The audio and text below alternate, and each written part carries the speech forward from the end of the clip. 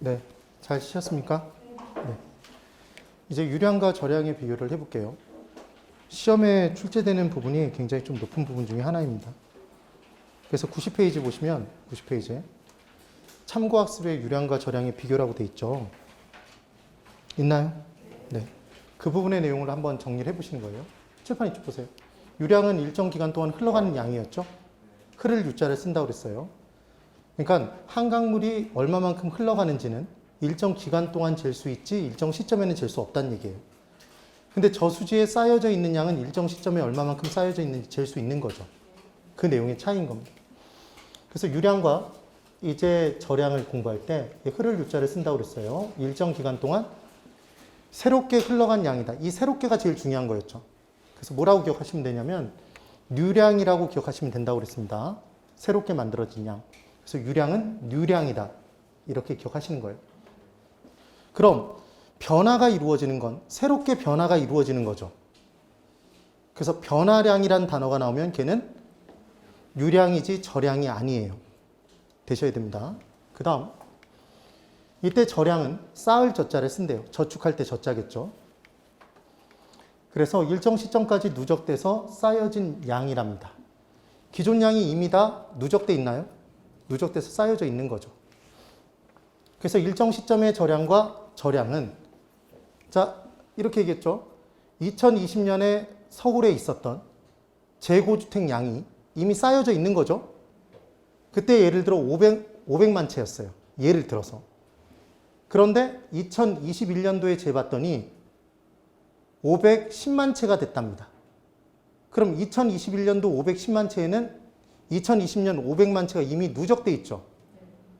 그러니까 서울에 있는 재고주택, 기존주택 양은 2020년과 2021년도를 합쳐서 1010만 채가 있다고 얘기할 수 없죠. 되셨나요? 그것만 기억하시면 돼요. 그래서 얘는 일정 시점과 일정 시점의 저량은 더하기가 안 된다. 그 얘기입니다. 그래서 유량과 저량의 판단은 딱 두 번만 해볼 거예요. 신규 주택 양이 있습니다. 2018년도에 1만 채가 만들어졌대요. 1만 채가. 2019년도에 1만 채가 또 만들어졌답니다. 그럼 2019년도에 1만 채에는 과거에 있던 주택이 포함되어 있는 건가요? 포함되어 있지 않죠. 새롭게 만들어진 거죠. 그래서 신규 주택 양은 유량이다, 저량이다? 새롭게 만들어진 양 유량이다. 지금 그 얘기인 거예요. 그래서 우리는 2018년, 2019년도에 새롭게 만들어진 주택 양이 2만 채가 공급됐다고 얘기할 수 있나요? 있나요? 있죠. 왜냐하면 이 기간 동안 새롭게 만들어진 양, 이 기간 동안 새롭게 만들어진 양. 그러니까 두 기간을 더해서 2만 채가 공급됐다고 얘기할 수 있다는 얘기예요. 더하기가 가능합니다. 그래서 더하기가 가능하면 유량, 뭐 이렇게 구분한다. 원래 기본은 이거예요. 그 다음 기존 주택 양이, 재고주택 양이 2018년도에 100만 채가 있답니다. 2019년도에 재봤더니 105만 채가 있대요. 2019년 105만 채에는 2018년, 2017년, 16년 그 전에 것들이 다 누적돼 있나요? 누적돼 있죠. 포함돼서 쌓여진 양이에요. 그래서 얘는 뭐라고 한다? 저량이라고 얘기를 하는 거죠. 그럼 우리는 2018년과 2019년도에 기존 주택 양이 205만 채가 있다고 얘기할 수 있나요? 없죠. 그러니까 지금 제일 중요한 건 D 시점의 저량은 앞에 시점에 있던 저량들을 다 포함하고 있다? 누적돼서 쌓여진 것이다. 그것만 기억하시면 된다는 얘기예요. 됐습니다. 그래서 저량은 이제 외우는 거예요. 저량은. 이게 외우는 방법이었죠. 저랑 결혼한 제자랑 결혼한 선생님들이 꽤 있어요. 그래서 저랑 결혼한 제자가 통통한 부인이 되다 이렇게 외우면 되겠죠. 됐어요? 그래서 이게 뭐냐. 얘는 재고량이에요. 재고량. 그 다음 자는 자산, 자본 이렇게 얘기를 합니다. 그 다음 가는 가짜로 시작한 가격, 가치가 포함돼요.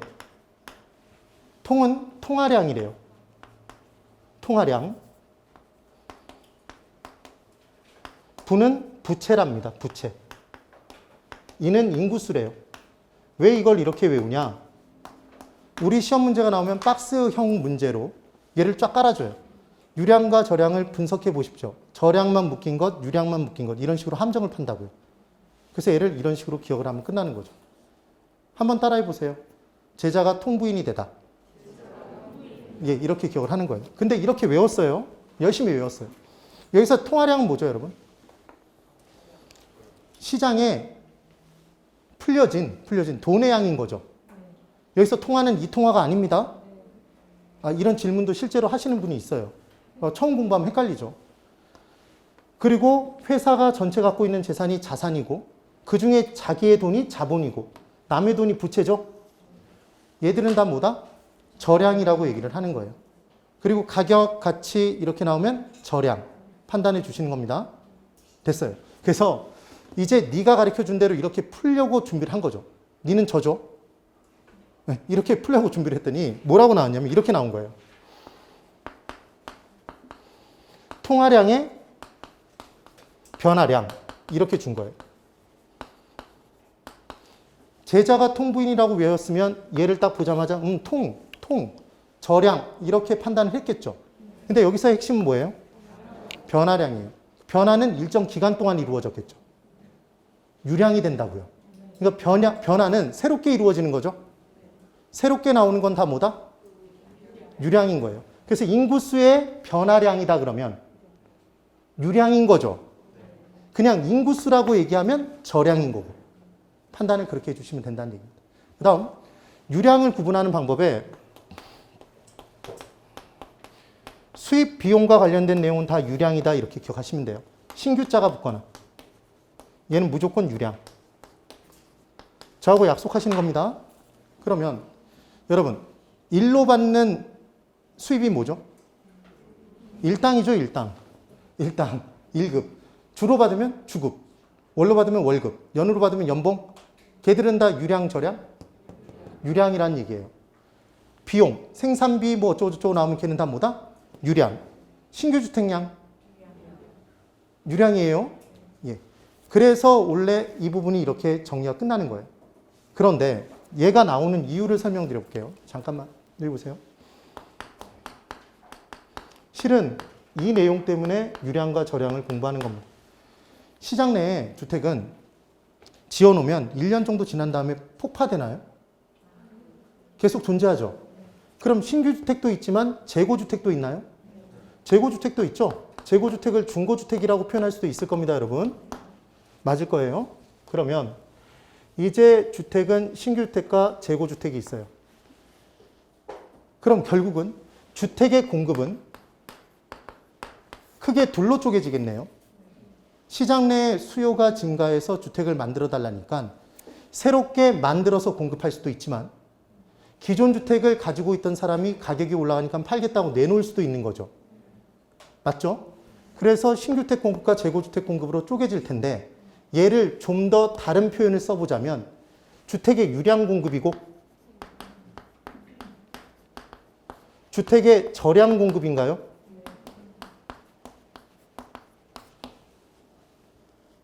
이해가 되시죠? 이 내용이 되는 거예요. 그래서 사실은 유량과 저량을 우리가 공부하는 건데 그 본질이 조금 희석돼서 시험 문제에 그냥 얘들을 다 섞어놓고 유량과 저량을 구분하는 문제로 바꿔버린 거죠. 그럼 출제가 이렇게 되니까 우리는 외워야 된다, 외우지 않아야 된다? 네, 간단하게 외우고 넘어가자는 겁니다. 되시겠죠? 그래서 지금 막 열심히 적으시던데 90페이지 제일 위에 팁을 보시면 제일 위에 팁이 저량과 유량이라고 돼 있고 적어놨죠, 지금. 되셨죠? 예, 그렇게 보시면 됩니다. 그 다음 이제 이 부분은 이렇게만 해결하는 거예요. 한 가지만 주의하자. 변화량이라고 나오면 걔는 뭐다? 이게 유량이라는 걸 꼭 기억해 두세요.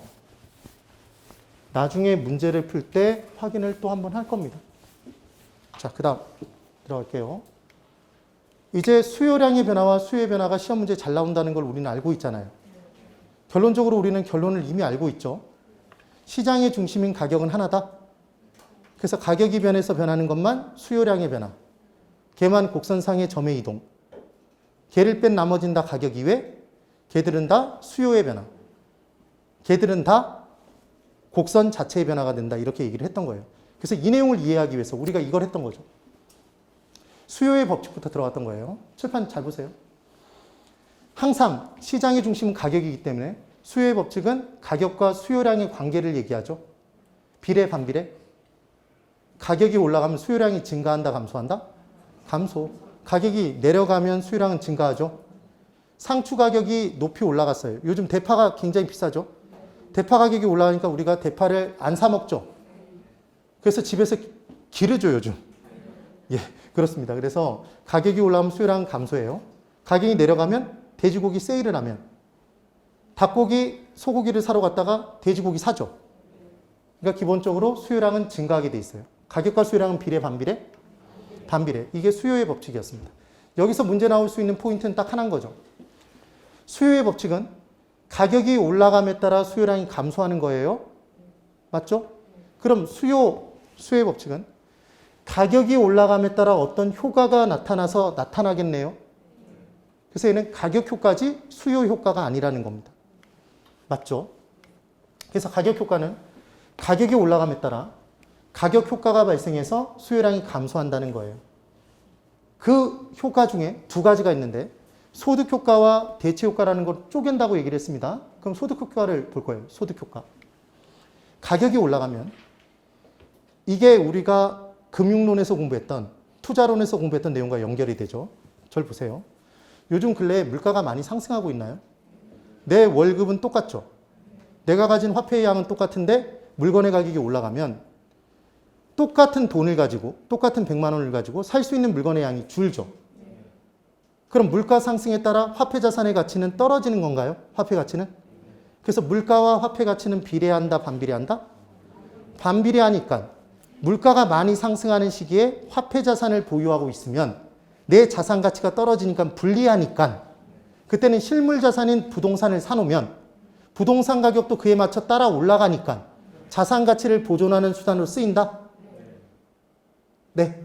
그래서 물가 상승 시에 실물 자산으로 바꿔두려는 환물 투기 심리가 발생한다? 그 표현이 나왔던 거예요. 그럼 똑같이 어떤 한 재화에 해당 재화의 가격이 올라가면 실질적인 소득이 감소하는 효과가 발생하나요? 실질적인 소득이 줄었으니까 이제 수요량을 늘려요, 줄여요? 소득이 줄었으니까 수요량이 줄겠죠. 그러니까 지금 가격이 올라감에 따라 무슨 효과로? 소득 효과로 수요량이 감소한 것이다. 지금 그 얘기인 겁니다. 그럼 이번엔 대체 효과는 해당 재화의 가격이 올라가면 해당 재화를 대신할 수 있는 물건이 있나요? 걔를 우리가 대체재라고 했죠. 저라는 강사를 어떤 강사가 대체하기 위해서는 동일한 효용을 여러분들에게 제공해야 된다. 생판 다른 효용? 동일한 효용을 제공해야 너 나와봐 그러면서 자신이 대체할 수 있겠죠. 그래서 대체라는 단어가 나오면 무조건 동일한 효용이어야 돼요. 동일한 만족도를 제공해야 된다. 그러면 해당 재화의 가격이 올라가면 해당 재화를 대체하는 대체재로 상대적으로 가격이 싼 동일한 효용을 제공하는 애로 수요가 옮겨가겠죠. 그게 대체재로 대체되는 효과죠. 그럼 대체돼서 넘어간 수량만큼은 빠져나간 수요량만큼은 해당 재화는 수요량이 증가한다, 감소한다? 감소한다. 이게 무슨 효과? 대체 효과라는 거죠. 이 둘을 합쳐서 무슨 효과라고 한다? 가격 효과. 이거 수요 효과 아닙니다. 수요 효과라고 나오면 X인 거예요.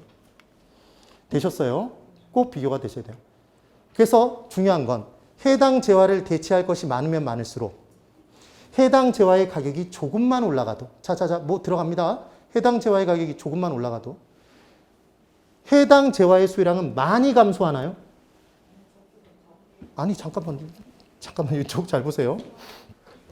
해당 재화의 가격이 올라가면 해당 재화를 대체할 게 많으면 많을수록 수요자인 우리 입장에서는 대체할 것으로 빠져나가 버릴 거 아니에요. 상대적으로 가격이 싼 쪽으로 가겠죠. 그럼 많이 대체되니까 많이 대체된 수량만큼은 해당 재화의 수요량은 많이 감소하겠죠. 그럼 주어진 가격 변화에 대해서 수요량이 변하는 정도가 탄력성이죠. 그래서 대체할 것이 많으면 많을수록 탄력성은 커진다, 작아진다? 커진다. 이 표현이 나오는 거죠. 그러면 그대로 보세요. 대체할 것이 적으면 적을수록 가격이 올라가도 해당 재화를 대체할 게 적으니까 얼마 못 뛰쳐나간다? 그러니까 수요량이 적게 감소하겠죠. 작게. 비탄력적이 되는 거죠. 만약에 해당 재화를 대체할 게 하나도 없어요. 그럼 가격이 올라가도 하나도 못 빠져나가네요. 그러니까 수요량은 하나도 감소하지 않겠죠. 네. 그러면 일반적으로 부동산은 다 다르다 개별성을 띠니까 대체할 것을 찾기가 쉽다 어렵다. 대체할 것을 찾기가 어렵다. 그러니까 대체할 것을 찾기가 어려우니까 뻑하면 임대인이 임차인에게 장사 좀 잘 되면 임대를 올려달라고 하죠. 그래서 가격 변화를 꾀한 거죠. 그럼 대체할 건물이 많다라면 뛰쳐나가면 그만인데 그럼 못 올릴 텐데 동일한 효용을 제공하는 상가 건물이 별로 없는 거죠. 그러니까 못 뛰쳐나가고 그대로 올려주고 살 수밖에 없다. 그러니까 수요가 탄력적이어서 비탄력적이어서 비탄력적이니까 대체할 것이 적으니까 뻑하면 가격을 올리는 거다. 고가 전략을 통해서 자신의 총수입의 증가를 꾀하는 거죠. 개념은 그렇다는 얘기입니다. 그래서 기억하실 건 따라해 보세요. 대체할 것이 많을수록 탄력성은 커진다. 예, 탄력성은 커지는 거예요. 그래서 대체 효과가 중요한 이유는 탄력성과 밀접한 관련이 있기 때문에 중요한 겁니다. 되시겠죠? 이 내용이 되는 거예요. 그 다음 이제 그래프를 그리는 내용을 한 번만 보여드릴 거예요. 그래서 앞으로 문제가 나오면 어떻게 풀어나가야 될지를 설명을 드릴 거예요. 자, 보세요. 항상 우리는 세로축에 뭘 그리죠, 여러분? 가격이에요. 가로축에는 수요량을 그려요. 그런데 이때 높이가, 지금 이게 높이죠? 높이가 가격이 아닌 게 딱 하나 있었죠. 우리가 공부한 부동산 학기로는 전체를 통틀어서 딱 하나가 있었어요. 이거 기억나세요, 여러분? 공업입지론? 그럼 공장주가 차릴 때는 목적이 있다? 목적이 있어요. 자신의 이윤의 극대화의 추구가 목적이에요. 근데 이윤을 키우는 방법은 비용을 줄이거나 수입을 키우면 되죠. 수요를 키우면 되잖아요. 그래서 첫 번째 얘기했던 사람이 뭘 얘기했죠? 비용을 가지고 얘기했죠. 두 번째는 뭘 비용이야? 수요가 많은 곳에 위치해야지. 세 번째 싸우지 마. 이윤이 극대화되는 곳에 위치하자. 이렇게 얘기를 했던 거죠. 제발 기억이 조금씩 나야 됩니다. 이게 그러니까 다 연결이 돼 있단 말이에요, 사실은. 그래서 안 헷갈려야 되는 거예요. 안 헷갈려야 돼. 그럼 공업입지론에 처음 비용이론을 얘기한 사람 이름에 비읍자 들어있었죠, 여러분? 베버. 베버의 최소비용이론. 수송비 이론이었죠. 사실은 최소비용이론인데 제일 중요한 건 수송비. 그래서 공장까지 원료를 수송하는 데 비용이 들고 공장에서 제품 만들어서 제품을 시장까지 나르는 데 비용이 든다. 그럼 똑같은 거리를 이동할 때 크고 무거울수록 비용은 많이 든다. 그러니까 원료가 무거우면 전체 비용을 줄이기 위해서는 원료 산지 쪽에 가까이 위치해서 원료 수송비를 줄이면 되는 거고 그럼 전체 수송비가 줄고 만약에 제품이 무거우면 제품의 이동 거리를 줄이기 위해 시장 쪽에 딱 달라붙어서 생산하면 된다. 이 이론이었죠. 그 내용이었어요. 그 다음 나온 게 수요 이론이었어요. 누가 만들었죠? 숫자로 비슷하게 끝나는 사람이 만들었죠. 레쉬, 최대 수요 이론. 그래서 최대 수요 이론에서는 수요콘 하나를 주장했죠. 이거 하나만 살짝 눈여겨보면 된다는 얘기예요. 그래서 수요콘이 이렇게 돼 있으면 콘인지 다 알 텐데 브라보콘, 월드콘. 얘가 이 모양이었죠.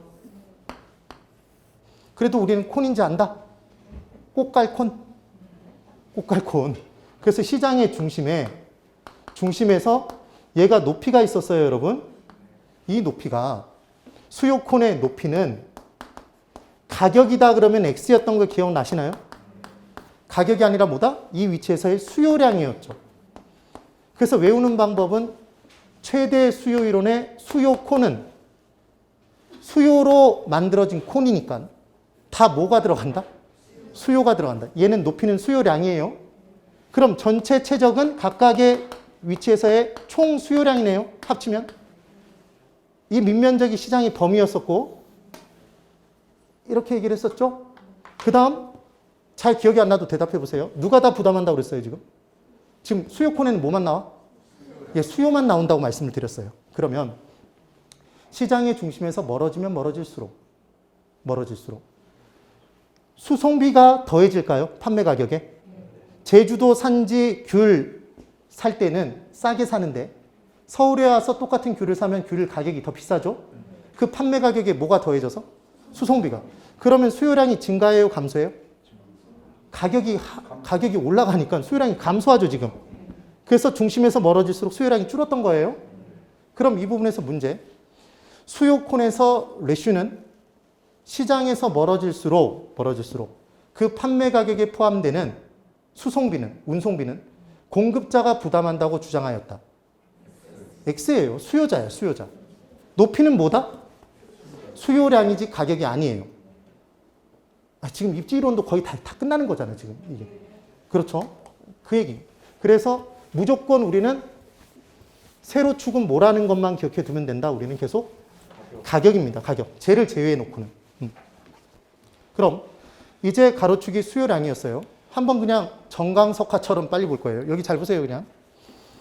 가격이 100원이었습니다. 단위당 가격 100원. 그때 단위당 가격 100원일 때 50개를 사겠다고 했어요. 산양, 살양. 산다, 판다라는 행위는 이루어지기 전. 후. 사전적 개념. 그래서 점이 하나 찍혔죠? 얘는 A점. 가격 100에 수요량 50을 연결시켰어요. 그 다음 가격이 500원일 때 사겠다는 양은 줄겠죠? 가격이 올라오면 수요량이 주니까. 그래서 얘가 10개를 사겠다고 얘기를 했습니다. B점이에요. 그럼 이 두 개의 점을 연결하면 선이 하나 나오죠?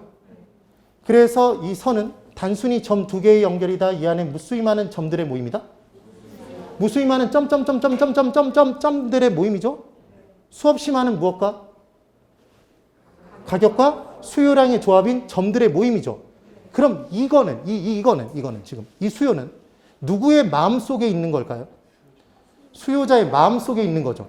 수요자는 뭐라고 얘기를 한 거냐면 가격이 100원이 되면 나는 50개를 살 거야. 가격이 500원으로 뛰면 난 10개를 살 거야. 이렇게 마음 먹은 거죠. 이 안에 온갖 것들이 다 있겠죠. 촘촘하게. 이게 수요자의 마음인 거죠. 이게 하나의 뭐다? 수요 하나죠. 수요 하나. 그 수요 하나가 지금 무엇 하나로 표시되고 있다?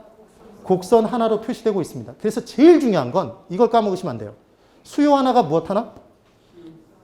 수요 하나가 곡선 하나. 우상향, 우하향? 우하향. 왜? 비례, 반비례? 반비례하니까. 이 내용을 기억하시면 되는 거죠.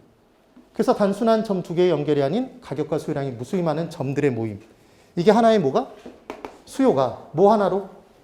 곡선 하나로 나타난다. 그래서 중요한 포인트는 자, 여기 보세요. 곡선의 변화가 그럼 아니면 곡선의 변화가 아니면 무엇의 변화가 아니다? 수요의 변화가 아니죠. 지금 뭐와 뭐가 같다고 그랬죠? 수요 하나가 곡선 하나라고 그랬잖아요. 네? 그 얘기인 거예요. 그래서 수요와 곡선이 같은 거예요. 고로 우리는 수요 곡선을 학창시절에 수요 곡선 이렇게 공부했지만 그러지 말고 얘는 뭐의 줄임말이다? 수요를 나타내는 곡선의 줄임말. 수요 하나가 곡선 하나예요. 됐죠? 그럼 칠판 그대로 연결.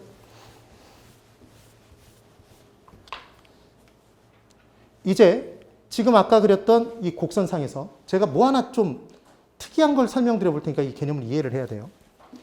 해당 재화의 가격이 상승했어요. 지금 100원에서 500원 올라갔답니다. 올라갔죠? 그럼 수요량이 변화해요? 변화하지 않아요? 변합니다. 중요한 건 가격이 변했나요? 가격이 변하지 않았나요? 달라진 가격이죠, 지금. 가격이 변함에 따라 수요량이 변화했죠, 지금. 50개에서 10개로 이렇게 변화했어요. 그러면 지금 A점이 이제 어디로 이동되죠? 곡선은 지금 하나인가요? 두 개가 보이나요, 지금? 지금 곡선은 지금 분명 하나죠? 그럼 수요는 변했어요? 변하지 않았어요? 수요 하나가 곡선 하나니까 곡선이 하나면 수요는 하나잖아요. 점과 동일한 수요잖아요. 그렇죠? 이 안에서 뭐만 변한 거죠? 말 그대로? 수요량이 변한 거죠. 뭐가 변함에 따라? 가격이 변함에 따라 수요량이 그냥 변했어요. 그랬더니 곡선상에서 점이 이동하는 게 보이시죠, 지금? 이 점으로 변했잖아요? 그럼 동일 곡선상의 점의 이동은 곡선의 변화가 아니니까. 곡선의 변화가 아니잖아요. 무엇의 변화가 아니다? 수요의 변화가 아니죠. 얘를 뭐라고 한다?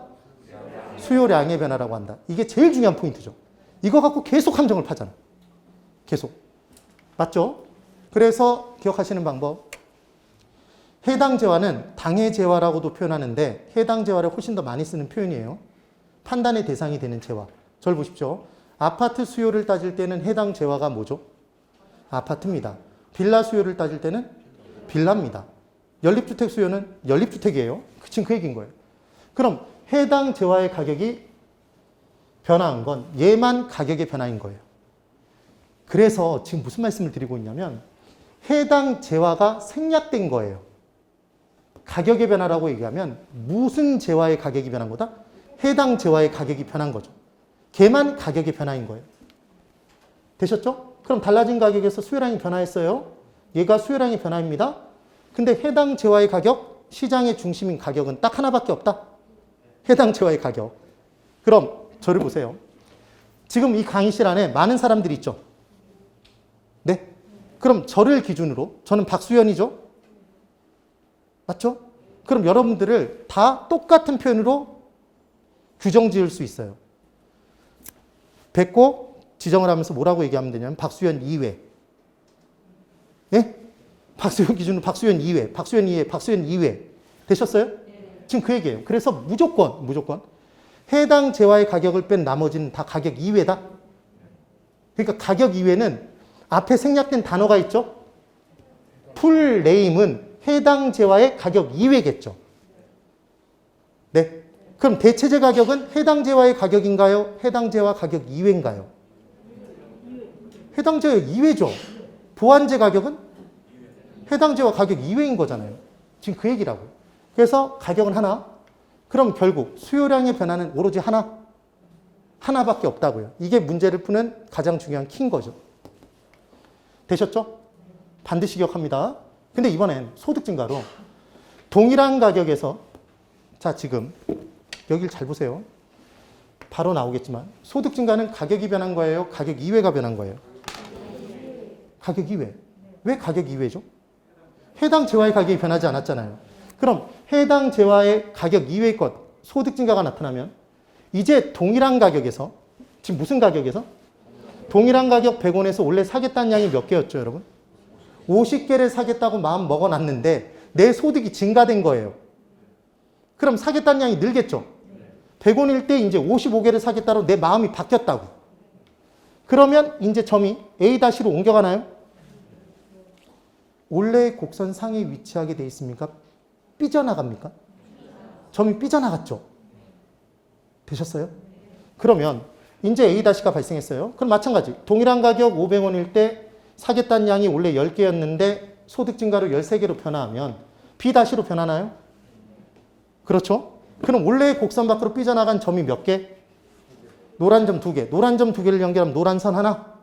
그래서 지금 곡선이 변화했어요? 변화하지 않았어요? 지금 또 다른 곡선이 나왔죠? 또 다른 수요가 나왔죠? 또 다른 가격에 상응하는 또 다른 조합들이 나온 거잖아. 그래서 얘는 곡선의 변화니까 곡선 자체의 변화니까 얘를 무엇의 변화를 한다? 수요의 변화라고 하겠죠. 수요가 변한 거예요, 지금. 이해가 되셨죠? 그래서 중요한 건 소득 증가는 가격 이외, 가격 이외. 요인이 변함에 따라 동일한 가격에서 중요한 건 달라진 가격, 동일한 가격? 동일한 가격에서 수요량이 변화하는 거죠, 지금. 맞나요? 이게 바로 수요량이 증가했으니까 수요의 증가겠네요. 그럼 칠판 그대로 보세요. 가격 이외 요인이 변함에 따라 동일한 가격에서 수요량이 감소하면 이렇게 좌측으로 삐져나간 파란 점이 2개가 나올까요? 동일한 가격에서 수요량이 감소하면. 그럼 이 파란 점을 연결하면 이렇게 파란 선이 나온다? 그럼 또 다른 곡선이 나왔죠? 얘는 수요의 감소 증가? 수요의 감소죠. 수요의 변화 중 수요의 감소인 거죠. 되신 거예요? 이 내용을 기억을 해 두셔야 돼요. 그래서 가격을 뺀 나머지를 다 뭐라고 했고? 가격을 뺀 나머지는 다 가격 이외죠. 그 가격 이외의 요인이 변함에 따라 동일한 가격에서 수요량이 변화하는 것. 이게 바로 뭐다? 수요의 변화인 거죠. 그러면 여러분 이쪽 보세요. 여러분이 출제자라면 가격 변화가 있고 얘를 뺀 나머지는 다 가격 이외래요. 그럼 제가 말씀드리는 게 가격인지 가격 이외인지만 판단해 보세요. 해당 재화의 가격. 해당 재화의 가격. 인구 증가. 가격 이외. 대기업의 이전. 가격 이외. 소득 증가. 소득 감소. 가격 이외. 대체재 가격. 가격 이외. 왜? 얘는 해당 재화의 가격이니까. 걔를 뺀 나머지는 다 가격 이외라고요. 되시겠죠? 그러면 가격은 하나인가요? 하나죠.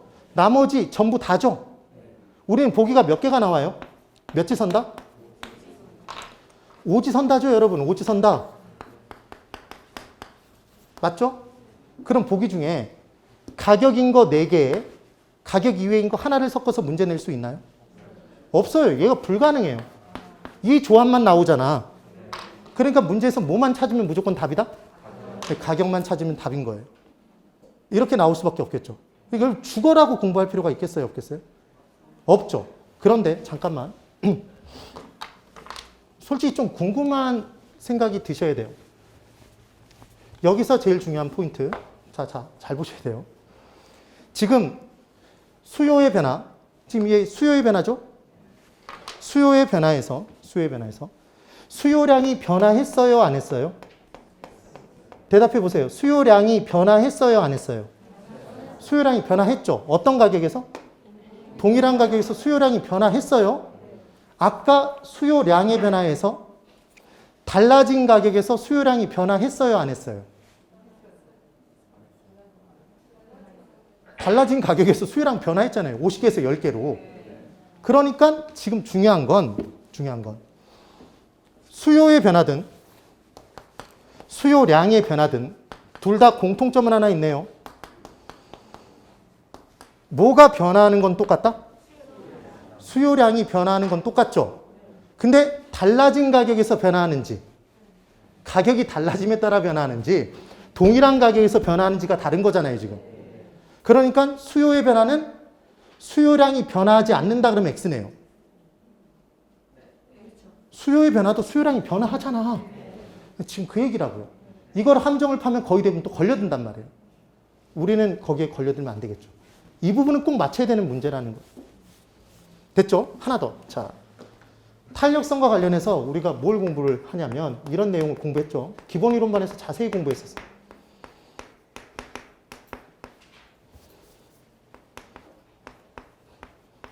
공급자 측면의 총 수입을 계산하는 방법은 판매되는 가격에 팔리는 양을 곱하면 되나요?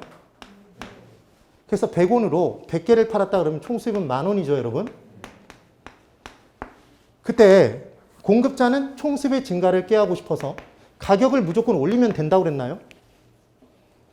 자, 지금 무슨 질문을 드린 거냐면 이 둘을 곱해서 총 수입이 나오죠. 그럼 왠지 가격을 올리면, 판매 가격을 올리면 10,000원 받던 걸 20,000원 받고 이렇게 받으면 왠지 총 수입이 증가할 것 같잖아요. 그럼 공급자가 무조건 가격만 인상하는 정책을 펼칠 것 같은데 백화점 세일하죠? 떨이 하잖아요. 그럼 그 사람들은 총 수입을 줄이기 위해서 할까요? 총 수입을 늘리기 위해서? 늘리기 위해서 하는 거죠. 그러니까 무조건 가격을 올린다고 해서 총 수입이 증가하는 건 아니란 얘기죠. 그게 왜 그랬었냐면 주어진 가격 변화에 따라 가격이 올라가면 수요의 법칙으로 수요량은 감소하나요? 감소하죠. 얘가 똑같이 변하는 걸 뭐라고 했죠? 단위 탄력적. 단위 탄력적. 하나도 변하지 않는 건 완전 비탄력적. 더 적게 변하는 건 비탄력적. 더 많이 변하는 건 탄력적. 어마어마하게 변화해서 얘가 팔리는 양이 빵개로 바뀌어버리면 완전 탄력적? 이죠. 그래서 총수입을 증가를 꾀하기 위해 고가 전략을 펼칠지 저가 전략을 펼칠지 그 얘기를 하는데 이때 중요한 건 자, 여기를 잘 보세요. 이렇게 문제가 나오면 거의 대부분 다 틀릴 거야. 수요의 증가가 나타나면 반드시 총수입은 증가한다.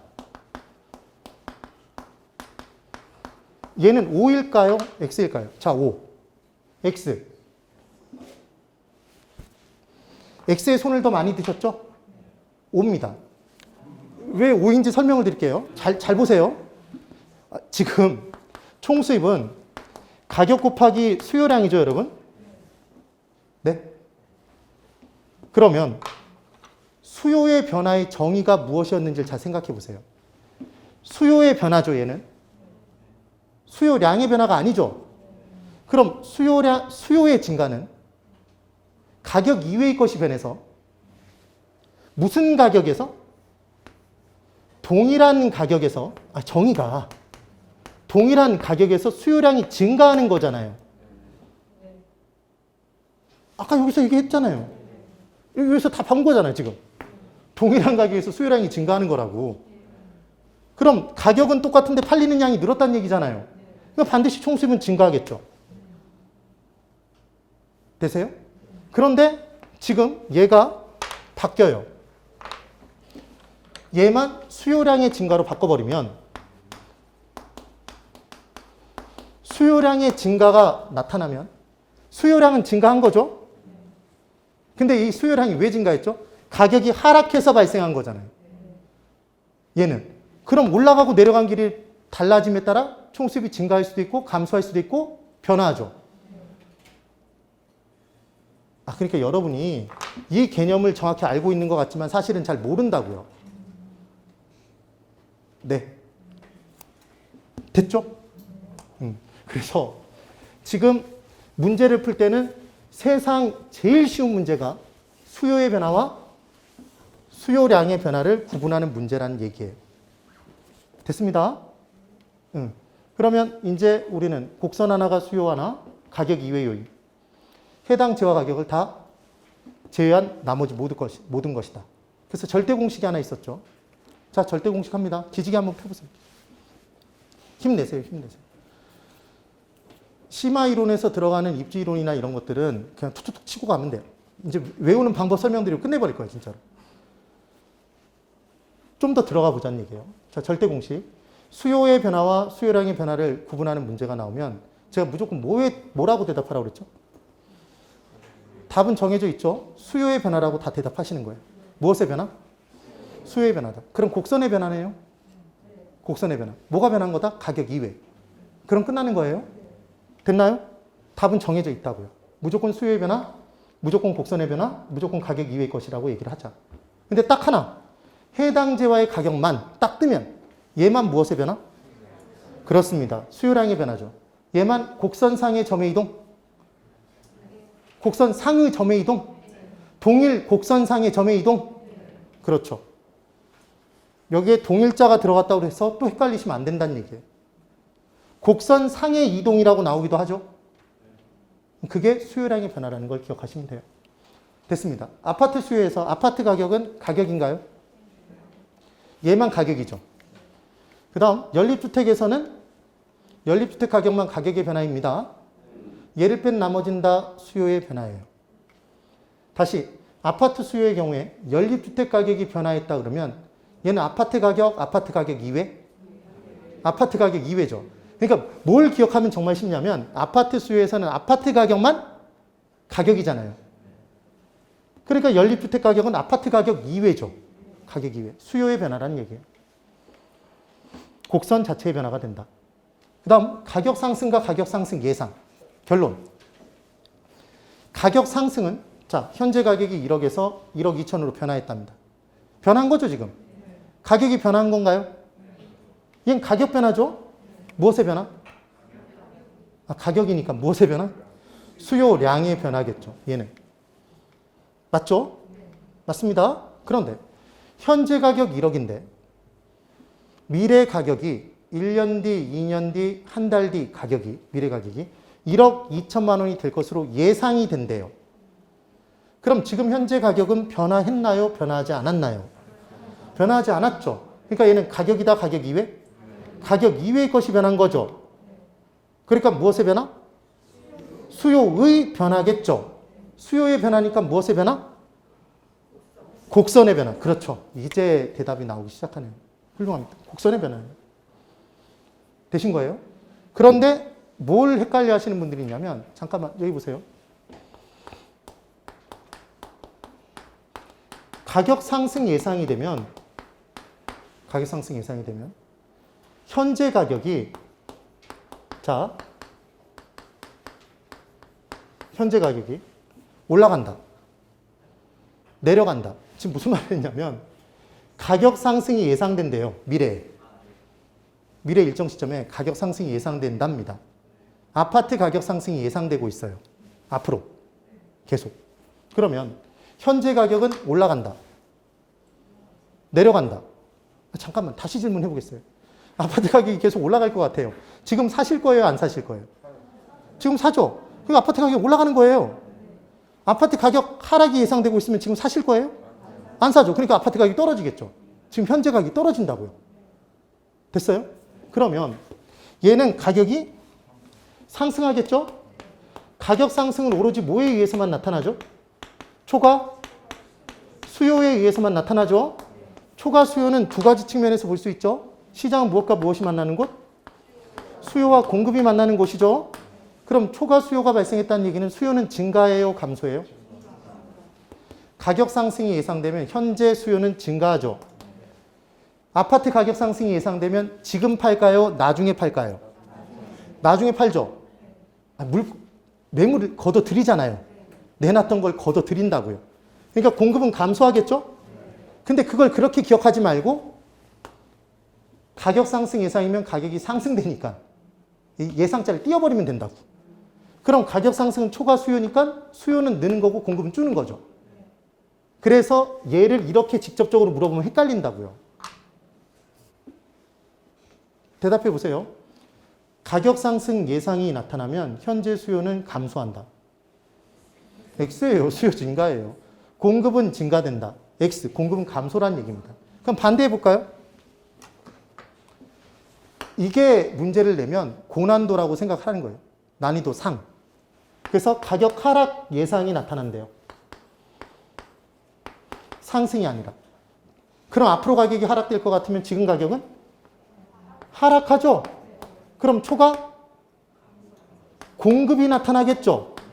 초과 공급이니까 가격이 하락했겠죠. 그럼 초과 공급이 나타나는 방법은 수요가 감소하고 공급은 증가하는 거죠.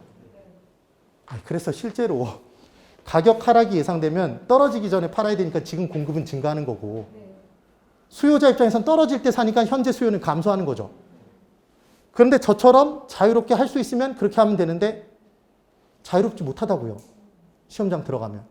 그래서 가격 상승 예상이다 그러면 현재 가격은 상승. 그렇게 기억하면서 얘를 뽑아내시면 된다는 거예요. 그럼 안 헷갈려요. 됐죠? 그럼 정상재와 열등재. 자, 간단하게 이렇게 정리하고 말죠. 소득이 증가되면 소득이 증가된 만큼 소비, 수요를 늘리는 게 정상이에요? 줄이는 게 정상이에요? 늘리는 게. 소득이 줄었어요. 허리띠를 졸라매는 게, 그래서 수요를 줄이는 게 정상이에요? 디립다 쓰고 죽어버리는 게 정상이에요? 줄여야죠. 그러니까 소득과 수요는 같은 방향 움직이는 게 정상이겠네요. 이게 정상제죠. 그런데 반대로 소득이 증가하니까 디립다 궁상을 떨면서 지질이 궁상을 떨어서 수요를 줄이고 소득이 감소하니까 디립다 쓰고 죽어버리면 열등해 보이죠? 그래서 소득과 수요가 같은 방향 움직이면 무슨 제? 정상제. 뭐 이거 이렇게 구분할 필요도 없어요. 정상제. 소득과 수요가 반대 방향 움직이면 무슨 제? 자, 여기 보세요. 이것만 하면 되죠.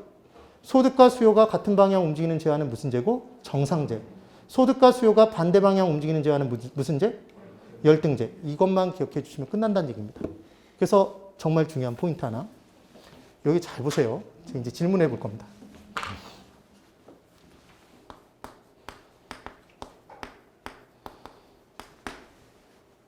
자, 고급주택은 정상제다. 열등제다. 지금 손 안 드시고 하나는 맞히고 가는 거죠. 이제까지도 대답을 안 했는데 지금 대답을 안 하는 게 정답이라고. 그러니까 자, 여기를 보세요. 중요한 건 이걸 자꾸 까먹는다고요. 그러니까 우리는 정상제, 열등제의 구분은 오로지 뭐가 주어져야 된다? 소득과의 방향이 주어져야 돼요. 해당 재화의 소득과의 수요의 방향이 주어져야 정상재, 열등재를 판단할 수 있다는 얘기입니다. 이해가 되셨죠? 지금 무슨 생각을 자꾸 하냐면 이 생각을 자꾸 하기 때문에 제가 이걸 깨트리기 위해서 설명드린 거예요. 고급 주택이 딱 나온 순간 머릿속에 떠오르는 주택이 있죠. 얘가 보이는 거예요, 지금. 공부가 어느 정도 되신 분은 고급주택? 고급주택. 그럼 저급주택이 있잖아. 저급주택은 열등하잖아. 그럼 고급주택은 질이 좋네? 그러니까 우등재, 걔를 정상재라고 한다면 이게 생각이 자꾸 나는 거예요. 되시나요? 이 개념이 아니란 얘기예요. 그래서 고급주택의 경우 소득이 증가하니까 수요가 증가한다면 이렇게 주면 정상재죠. 이해가 되셨죠? 그 얘기인 거예요. 그럼 저급주택은 정상재예요, 열등재예요? 그렇죠. 모른다고 대답해야 된다고. 소득이 감소함에 따라 소득이 감소한 사람들이 많아지면 저급주택의 수요가 증가하겠죠. 얘는 열등재인 거죠. 그래서 되셨어요? 그러면 이제 머릿속에 뭐가 딱 들어왔냐면 자리 잡기를 얘가 자리 잡았어요. 같은 방향이면 정상재, 반대 방향이면 열등재라고 마음 먹은 거죠. 이렇게 마음을 먹었어요. 그런데 이제 뭘 주냐면 이렇게 주죠. 잠깐만 여기 보실까요? 아파트와 연립주택이 있습니다. 연립주택이 있어요. 동일한 효용을 제공하나요? 이제 무슨 생각을 하실 거냐면 아파트가 더 좋잖아. 이건 개인적인 선호도의 문제예요. 맞죠? 그래서 전 세계적으로 아파트가 이렇게 많은 나라가 우리나라가 거의 유일하대요. 아파트의 선호도가 굉장히 높아졌어요. 그 이유는 아파트의 마케팅을 잘했기 때문이에요. 왠지 LG 자이 아파트를 가면 이영애 씨가 살 것 같고. 그렇잖아요. 예전에 엄청나게 높은 비용을 지불하면서 정말 유명한 모델들을 사용했단 말이에요. 썼단 말이죠. 그게 높아진 거고 얘는 주거용 부동산이란 동일한 효용을 제공하죠. 맞죠? 그럼 아파트의 수요가 증가했어요. 그럼 그만큼 연립주택의 수요는 감소하나요? 시장에 사는 사람은 한정돼 있는데 아파트의 수요가 증가하면 연립주택의 수요는 줄겠죠. 그렇죠? 그래서 수요가 반대로 움직이는 재화는 얘는 무슨 재라고 한다? 열등재. 그렇게 대답할 줄 알았어요. 대체재죠. 이게 처음에 헷갈리는 거예요. 그러니까 제일 중요한 건 뭐냐면 여러분 정상재 앞에 생략된 단어가 있을까요? 그러니까 정상재 앞에 무엇무엇의 정상재 이런 생략된 단어가 있을까요? 없어요. 그런데 이 대체재 앞에는 생략된 단어가 있습니다. 뭐가 생략되어 있냐면 그렇죠. 해당 재화의 대체재인 거예요. 그러니까 얘는 재화가 하나가 나와요? 두 개가 나와요?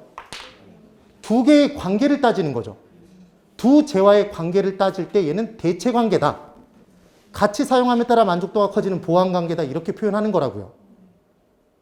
얘는 재화가 하나죠. 한 재화 안에서 소득의 증가에 따라 해당 재화의 수요가 증가하면 정상재, 감소하면 열등재. 이렇게 판단하는 거라고요. 얘는 두 재화의 관계를 따지는 거죠. 대체 관계다, 보완 관계다. 그 얘기를 하는 거예요. 얘 정상 관계다, 열등 관계다 이런 표현 안 쓰잖아요. 얘는 관계를 얘기하는 거라고. 되셨죠? 그 얘기입니다. 그래서 정상재, 열등재의 구분을 이미 다 했어요. 그래서 여길 잠깐만 이걸 판단하셔야 돼요. 해당 재화의 가격이 상승했답니다. 그랬더니 해당 재화의 수요량이 감소했대요. 주어진 내용은 이거예요. 가격 상승에 따라 수요량이 감소했답니다. 해당 재화는 정상재, 열등재. 모른다가 답이에요. 왜 모른다냐면 지금 얘 수요의 법칙을 준 거잖아요. 수요의 법칙은 정상재도 열등재도 다 포함돼요. 고급주택 가격 올라가면 고급주택 수요량 감소합니다. 저급주택 가격 올라가면 저급주택 수요량 감소해요. 그러니까 수요의 법칙은 모든 재화에 다 적용되는 법칙인 거죠. 수요의 법칙을 주고 정상재, 열등재 구분을 못 한다고요. 얘의 구분은 오로지 뭐가 주어져야 된다? 그렇죠. 소득이에요. 소득. 기억을 꼭 해두셔야 돼요. 됐죠? 그 다음 고급주택과 저급주택의 구분은 제가 다 이미 해드렸고 이런 내용들이 있었다는 얘기입니다. 그 다음 연관제와 독립제의 개념 볼게요. 이거 잠깐만 절 보실까요? 이쪽 보세요. 이쪽. 두 재화가 있습니다. 두 재화가 있어요. 관계가 있는지 없는지만 대답해 보세요. A 재화의 가격이 올라갔더니 B 재화의 수요는 가만히 있어요. 움직이질 않아요. 그럼 이 두 재화는 관련이 있어요? 없어요? 없죠. 그럼 이 재화는 해당 재화로부터 독립된 재화네요. 얘가 무슨 재? 독립재. 그런데 이 A 재화의 가격이 올라갔더니 B 재화가 수요가 올라가거나 내려가는 재화들이 있대요. 그럼 관련이 있어요? 없어요? 있죠. 근데 그 관계가 대체 관계이거나 보완 관계 둘 중 하나란 얘기죠. 되셨나요? 그래서 우리는 여기서 기억할 때는 딱 하나만 기억하시면 된다고 그랬어요. 같이 사용됨에 따라 만족도가 커지는 건 보완제. 하나를 쓰면 하나를 안 쓰는 건 대체제. 그래서 돼지고기와 상추는 보완제. 보완제. 같이 사용됨에 따라 만족도가 커지니까. 소고기와 돼지고기는 대체제. 콜라와 사이다 대체제. 시험에 나오나요? 절대 안 나와요. 식품 영양학 시험이 아니잖아요. 당연히 부동산이 나오겠죠. 그래서 우리는 더 간단하게 부동산에서 보완 관계는 딱 하나밖에 없다고 보시면 돼요.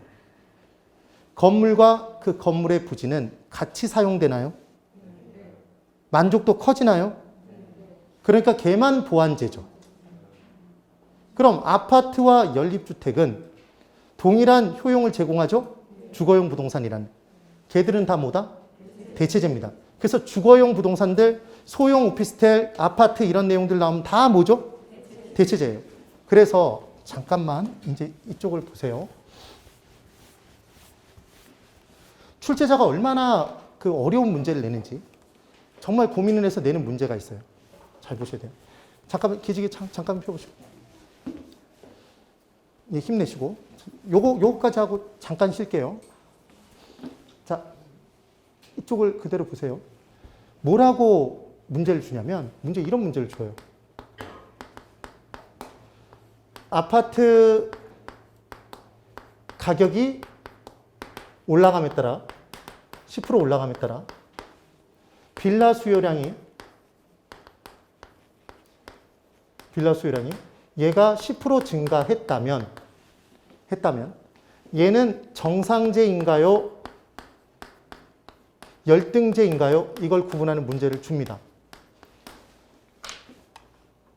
예? 그러면 얘는 오예요? 이 문제가 성립이 돼요? 안 돼요? 안 되죠. 왜 안 돼요? 얘 둘 관계를 따지는 거죠. 그러니까 보기 중에 이런 애들이 있으면 지워버려야 된다고요. 섞어준다고. 보기 중에 실제로. 그러면 이제 뭘 물어보냐면 당연히 대체제냐? 보완제냐? 이걸 물어볼 거 아니에요. 그렇죠? 그러면 이 문제를 낸 출제자의 출제 의도는 무엇이냐면 이거인 겁니다. 아파트 가격이 올라감에 따라 아파트 수요량이 감소하죠. 그래서 동일한 효용을 제공하는 빌라 수요량이 증가한 거죠. 그래서 얘는 대체관계라는 걸 판단할 수 있어야 되고 이때 두 재화 사이의 탄력성을 따지면 도로가 두 개가 만나면 교차로라고 하죠. 그래서 교차 탄력성의 부호를 가지고 판단하죠. 뿔대 안경 기억나시나요? 뿔대 안경. 그래서 플러스면 대체제였죠. 교차 탄력성의 부호가. 그래서 이걸 계산해서 플러스니까 이게 플러스잖아요. 플러스니까 대체제라고 문제를 풀길 출제자는 기대한 거죠. 이 과정을 거치기를. 그런데 저는 이 문제 나올 때 절대로 이렇게 안 풀어요. 이 문제를 딱 받아들자마자 대체제 끝. 무슨 말이냐면 부동산학은 여러분 추상적인 학문인가요? 구체적인 학문인가요? 보세요. 아까 부동산의 특성에서 부동성 때문에 추상적 시장이 된다고 그랬죠. 그게 머릿속에 박혀 있는 거예요. 부동산학은 부동산학은 실생활에 응용하기 위한 구체적인 학문이라고 그랬죠. 경험과학이라고 그랬죠. 그럼 이미 경험했던 걸 학문으로 공부하는 거잖아요. 그럼 우리의 경험상 우리의 경험상 아파트와 빌라가 보완제가 되는 경우가 있어요? 아니, 여러분, 중개 서비스를 받으러 중개 의뢰인이 왔는데 아파트를 사기 위해서 왔어요. 그랬더니 그 중개 의뢰인에게 중개사인 내가 이러는 거죠. 고객님, 제가 봤더니 당신이 사고자 하는 아파트와 같이 사용되면 만족도가 커질 만한 빌라가 있어요. 고객님, 같이 보러 가시죠. 이게 돼요? 안 된다고요. 이렇게 얘기해야 정상이겠지. 아파트를 보러 갔는데 아파트가 지금 매물이 없어요. 물건이. 그럼 아파트와 동일한 효용을 제공하는 빌라 구입하시죠. 보러 가시죠. 이래야 될 거 아니에요. 그러니까 시장에서 주거용 부동산은 무조건 무슨 제지? 대체제지 보완제가 아니라고요. 그래서 시험 문제에 단 한 번도 아파트와 빌라를 보완제라고 내본 역사가 없다고요. 이렇게 문제를 내면 출제자는 욕을 뒤지게 먹어요, 진짜. 네. 그럼 시간을 줄일 수 있단 말이죠. 근데 저걸 계속 판단하고 있으면 끝을 향해 달려가는 거예요, 진짜로. 끝을 모르게. 되셨어요? 그래서 이 대체제 보완제 개념은 그런 식으로 정리를 끝내면 된다는 얘기죠. 5분만 잠깐 쉬었다가 한 25분 정도 정리하고 마무리를 지을 겁니다. 지금 여러분 진도가 되게 천천히 나가고 있는 것 같지만 정책론하고 지금 지대론도 얘기를 했고, 네, 그 입지론도 했잖아요. 다 섞여서 나가고 있어요.